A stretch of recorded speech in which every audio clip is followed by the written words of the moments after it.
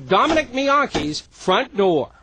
Oh, I see. As they're jumping, you're turning it. Okay. Exactly. Here, however, we are foiled. The bump key doesn't work. So we go inside to a secured storage door. Oh, there we go. Oh, that took about 30 seconds.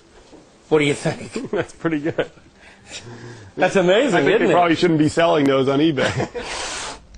And it isn't just eBay. I bought these 10 bump keys online. Total cost, $17.50. This is the ABC Broadcast Center in San Francisco. We have highly trained security officers, cameras, monitors, and security of all types. Will a bump key work here? We decided to find out. This is our front door.